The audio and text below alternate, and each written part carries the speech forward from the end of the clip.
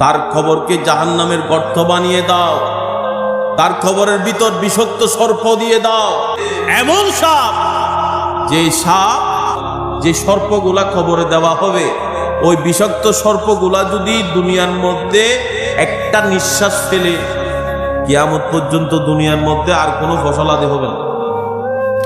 আমরা যে বলি অনেকে যে মানুষটা পচে গেছে, গলে গেছে, মাটির সাথে মিশে গেছে, তাহলে ওইখানের মধ্যে ওই মানুষটার রূহ থাকে। ওই মানুষটা আল্লাহ যেভাবে রাখার দরকার এভাবে রাখেন, ঠিক কি না? হাদিসে পাকের মধ্যে বলেন, ঈমানদারদেরকে বলা হয় তুমি এমন ভাবে ঘুমাবে যেভাবে নতুন দুলহাকে ঘুম পাড়িয়ে দেওয়া। কখন উঠবে? যখন আল্লাহ ডাক দেবে, হাসরের ময়দান, কিয়ামতের ময়দান হবে, এক ঘুমে তখন উঠবে। তাহলে আমাদের ওই রূহটা ওইখানে থাকে, কিন্তু এটা হচ্ছে দুনিয়ার হিসাব আর ওইটা হচ্ছে আখিরাতের হিসাব। আখিরাতের হিসাব কবর থেকে শুরু। আপনার রূহটা যাওয়ার পর দুনিয়া থেকে আপনি আলাদা হয়ে গেলেন। দুনিয়ার সাথে আর আপনার সাথে কোনো কিছু সম্পর্ক নাই, আপনি আলাদা হয়ে গেলেন।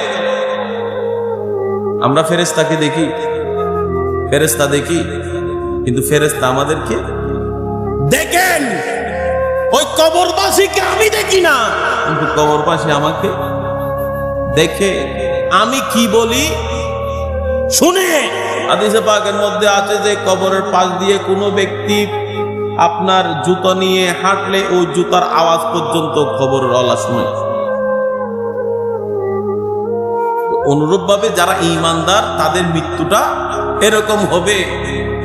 আর যারা কাফের, যারা বেঈমান, যারা দ্বীন ইসলামের ভিতর নাই, তাদের অবস্থা, আমার নবী বলেন, তাদেরকে যখন তাদের রূহটা নেওয়া হবে, যেই বিচার থুলার ভিতর যেরকম ফেরাক ঢুকাই দিলে বের করতে কষ্ট, তাদের রূহগুলা বের করতে অনুরূপভাবে কষ্ট হবে। ওইভাবে তাদের রূহটা নেওয়া হবে।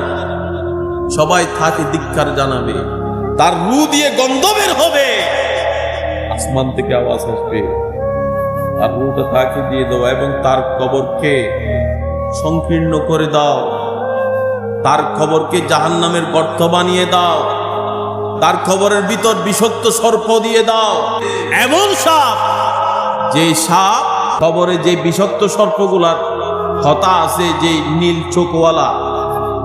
চোখওয়ালা যে সর্পগুলা খবরে দেওয়া হবে, ওই বিষাক্ত সর্পগুলা যদি দুনিয়ার মধ্যে একটা নিঃশ্বাস ফেলে, কিয়ামত পর্যন্ত দুনিয়ার মধ্যে আর কোনো ফসলাদি হবে না।